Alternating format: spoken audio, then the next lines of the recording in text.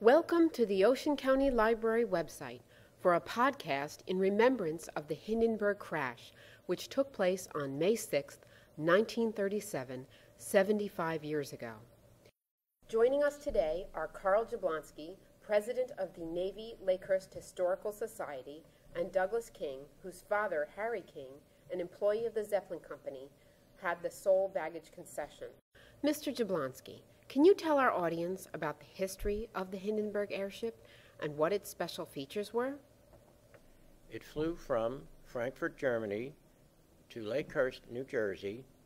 It took 2.5 days to fly here from Frankfurt and 2 days to go back to Frankfurt. It was the choice of travel because a steamship took 5 or 6 days to cross the Atlantic, and there was the danger of seasickness and storms at sea. The people who flew on the Hindenburg, which was 804 feet long, enjoyed the grand style of airship travel. Exquisite meals were prepared by state-of-the-art German chefs. There was an exquisite German wine list. They even had a lounge which featured a baby grand piano, which was made out of aluminum so that it would not affect the liftoff of the airship. But the travel in those days would cost you $740 round trip, which was not for everyone. But it was the choice of travel, preferably for the business person, because they could come to America early in the week and by the weekend finish their business and be back home in Germany. The Hindenburg was featuring a lounge which had large fricture windows where the passengers could look out and see the marine life and the marine traffic as they crossed the ocean. The Hindenburg, on occasion, did fly over New York and afford the passengers a scenic panoramic view of New York City, the Wall Street area, the Statue of Liberty, and even Ellis Island. The Hindenburg was originally launched and flew the first time in 1936. It made 10 successful flights in 1936 to Lakehurst from Germany. In 1937, it was scheduled to fly to Lakehurst 17 times. Unfortunately, the first of the 17 scheduled flights was the one where the accident and fire and crash took place on May 6, 1937, which resulted in the death of 36 people, 35 on board, 22 were crew persons, 13 were passengers, and 1 civilian ground crew handler perished. As a result of this accident, it basically put an end to German airships flying into the United States and put the kibosh, for want of a better word, on the Zeppelin Company's idea of building German airships to fly all over the world. Mr. King, can you tell us about your father's job and what his experience was on that tragic day? Yes. Harry J. King had a outfit called King's Transfer based in Lakewood, New Jersey. He was contacted by the Zeppelin Company, and he was given the contract and the baggage concession for all flights. He did this successfully all through the 36 season, no problems. He was recontracted again, re-upped for the 37 season. He had to be there well ahead of time for all takeoffs and all landings. That particular day, the ship was late. It was 13 hours late, according to him, and it was steady pouring rain. Everybody who was there was waiting for the ship was soaking wet. The reporters, the ground crew, all of them. He said that he was standing next to his truck as the ship came in and everybody's eyes were on the ship. He said it suddenly exploded. An explosion knocked him back against the truck. If it wasn't for the truck, it would have knocked him completely over. The next thing that happened is people started running forward to help. Some people ran away. He ran forward. He was assisting whoever he could, pulling people out. Quite a lengthy thing that he had said about it. which I can't get into today because it was too long, his own particular assertion of what happened. But when he was done, he sat down and cried. His truck was used to haul the bodies from the crash site to a temporary morgue, which was the reporter's pool over at the hangar base. Needless to say, the truck was quite a mess, and the family remembers, my mother remembers the problem. The truck had to be washed down. They couldn't park it near the house because of the smell of the burning flesh in the truck. My father found a engagement ring, a wedding band in the truck.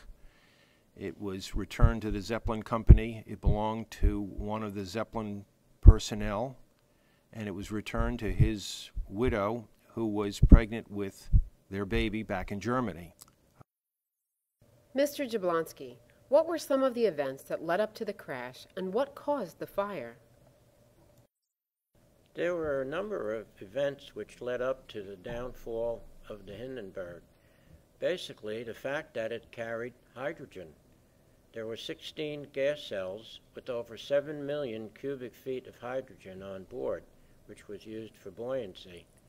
The United States government at that time would not sell helium, which was a safer oxygen to use, but because it was in short demand and very expensive to produce, and we needed it for our country's assets as far as airships go, the German government continued to use hydrogen. They had used hydrogen successfully, and this was the first time that it caused a problem. The other problem was the fact that the weather was extremely poor. There had been rain, lightning, wind in the area for at least 13 hours or more. They were forced to go into a holding pattern. They flew up and down the Jersey coastline over Atlantic City, Barnegat, up towards Woodbridge, Edison, Perth Amboy, and finally around 7 p.m., Captain Rosendahl, who went on to become Admiral Rosendahl, who was at the time commanding Lakehurst, said, "You have a 1-hour window between now and the next storm. Come on in." So they did. They were in a very, very much of a hurry to land the airship because they wanted to make a fast turnaround, that is, to refuel, reprovision, unload the passengers, and put the new passengers on. They had a full complement of people on the ground waiting to go back to Germany, who were flying there for the coronation of King Philip of Spain. They would have traveled to Germany on the Hindenburg and then trained to Spain from Germany. During the maneuvers to land, some of the procedures that normally were followed were said not to be enforced. They made several sharp turns, and speculation has it that during one of these turns, one of the guy wires broke on one of the cells and caused a small leak of the hydrogen gas. Because they were flying at a low altitude, the gas did not dissipate but formed a pocket. When they lowered the mooring ropes for the groundspeople to help them land, a static spark is believed to have occurred and caused a small fire in the tail fin section.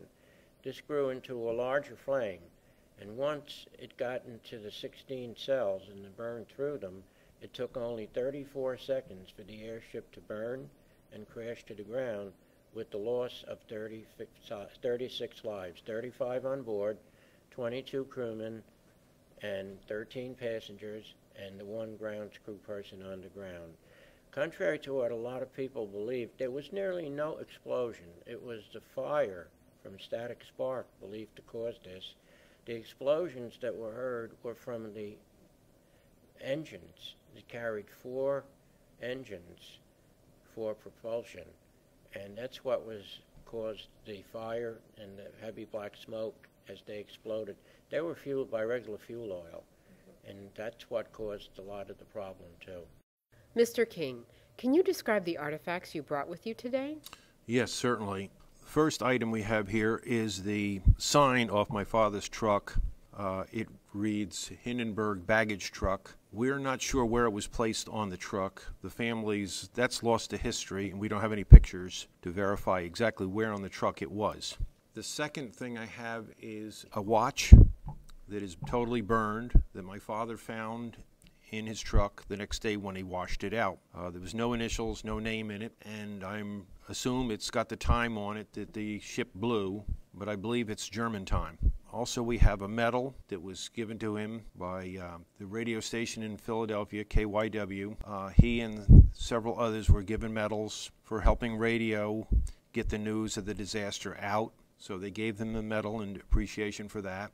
We have a manifold. It's a water cooling manifold off of one of the 1,100 horsepower Daimler-Benz V16 engines, which the Germans considered top secret in their day and wouldn't let anybody near the engine gondolas. We also have a piece of aluminum from the ship that was a wire rig, and it's interesting footnote that all the genuine pieces from the Hindenburg have a blue hue to them, and that's how they spot fakes. Also, I have a badge. It was his badge to get on the base, and it was for the 37th season. It's pink in color, and he couldn't get on the base without that. That's pretty much it. Mr. Jablonski, can you share any personal accounts and describe how this tragedy affected the Navy base, the local community, and airship transportation? Yes. As far as airship transportation is concerned, the crash of the Hindenburg at Lakehurst put an end to German airships flying to America from Germany. There had been visions of grandeur by the Zeppelin Company to have airships the size of the Hindenburg, even bigger, flying all over the world, carrying people, passengers of course, and paying passengers, because in those days airplanes flying distance was limited. There was no going across the ocean and so forth like a steamship or like the Hindenburg could do. So that basically did put an end to the heyday of the German airship and large airships coming to Lakehurst. As far as the community, the amount of sailors that were stationed at Lakehurst was minimal. So they had to hire civilians to help land the airship and to see it go off back to Germany. It took approximately 250 people to safely land the airship to Hindenburg and also see it go off back to Germany. So they would hire local people. First come, first served. You lined up. If you were accepted, you had a large wooden nickel. That meant you were part of the ground crew. When you finished with your day's work, that is seeing the airship land and depart, you took that to the paymaster. You got paid $1. There was a lot of money back then. They could do this 3 or 4 times a month between the Graf Zeppelin and the Hindenburg. It added up to a little extra money. Also, as far as the community goes, a lot of the local people made coffee, sold beverages, sandwiches to the people who came out to see this great airship land and depart. In fact, the Central Railroad of New Jersey ran excursion trains from Jersey City. It was $1.50 round trip, and upwards of 100,000 people would be out there to see this great airship land and take off. So it did have its effect on the economy, the community, travel. As far as the Navy base was concerned, it put it on the map. To this day, even though there's a lot of very important work being done at Lakehurst, everyone relates to the crash of the Hindenburg that took place there, because that was one of the first disasters that was actually filmed as it happened. There was the movie Tone News, still photographers. Herb Morrison was there with his infamous Ode to Humanity recording. It was played in newsreels for the next few weeks. When you went to the movies back then, you got a cartoon, you got the news, and the movie. And they saw all this. And it was in every newspaper headline. It was on the radio. It was really very well publicized. And to this day, it put Lakehurst on the map. Mr. Jablonski, can you tell us about the Navy Lakehurst Historical Society and how you plan on observing the anniversary this coming May? The Navy Lakehurst Historical Society was formed back in 1966, and we are dedicated, and our mission is to preserve the history of Naval Air Station Lakehurst, past, present, and future, as it is known today as Joint Base Lakehurst, which is part of McGuire Air Force Base and Fort Dix. And we also let people know about past history, current history, and future history of the 3 bases known as a Joint Base. And on May the 5th this year, which is a Saturday, we're doing the 75th anniversary dinner honoring the event of 75 years ago at the Quality Inn in Toms River, on Route 37 and Mule Road. It starts at 6 o'clock with a cocktail hour and cash bar. Dinner will be served at 7. We have an assortment of guest speakers that night. We have Dr. Horst Schirmer, whose father designed the aeronautics on the Hindenburg. And sidelight, Dr. Schirmer still practices. He's at the Mayo Clinic, and he is the surgeon who operated on Werner von Braun when he came to the United States after the fall of Germany to work on our rocketry program. When he fell ill, he took out his appendix. It's rumored that he saved his life. And we also have Alexander Preuss coming, who is the grandson of Captain Preuss, who is in charge of the Hindenburg that night. Our historian, Rick Zitarosa, will be a speaker. He's very knowledgeable about the history of the Hindenburg. We have Werner Donner, who lives in Colorado, coming. He is an 8-year-old passenger at the time of the crash, and he will be in attendance. And we have also a DVD being made of Werner Franz, the other survivor, the cabin boy who was 14 at the time, who's too ill to travel, but he's doing a DVD for us, which we will play that night. And it will be translated from German into what he's saying by a friend of his who's bringing the DVD with him from Germany. Tickets are $40 each, and they're available by, you can go to our website, www.Navy Lakehurst Historical Society, or you can call me personally at 732-244-8861 in the evening, and we'll be glad to answer your questions and take your reservation. Mr. King, can you tell me about how your father revealed the story to you? Did it take him many years, or did he feel like coming out with it all at once, or how was it? He was generally very tight-lipped about it. He didn't have a lot to say. Evidently, his experience moved him to the point where he didn't want to really talk about it a lot. And the main thing that I remember him saying over and over was the size of the ship. Evidently, that was the one feature that he never got over, because to see something as big as the Titanic flying evidently left a mark on him, because people described it as a floating cloud with people on board. Mr. Jablonski, can you tell our audience about the artifacts you brought with you that they will be able to see pictured along with this podcast on the internet? I have brought with me several artifacts from the historic German airship Hindenburg, which are on display as part of our collection at Lakehurst.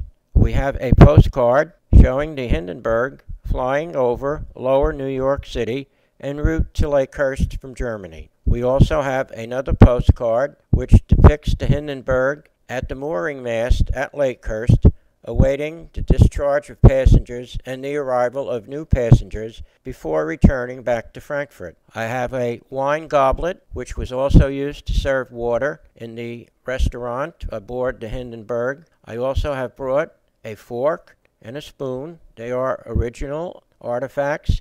They both feature the crest of the Zeppelin Company in the lower part of each utensil. A piece of mail, which the Hindenburg flew with mail to make extra revenue. A welcome aboard guide given to the passengers, which was printed in German. They could take this with them after they departed. Also, I have a piece of the original girder from the Hindenburg, which is made out of duralium, which is 99% copper and 1% aluminum. And I also have a picture of the Hindenburg large scale at the mooring mast in Lakehurst. The piece of girder is 99% aluminum, 1% copper. Thank you, Mr. King and Mr. Jablonski, and thanks to our audience at home for listening to our podcast. If you're interested in learning more about the Hindenburg, please visit our website at www.theoceancountylibrary.org/podcasts for a list of additional resources.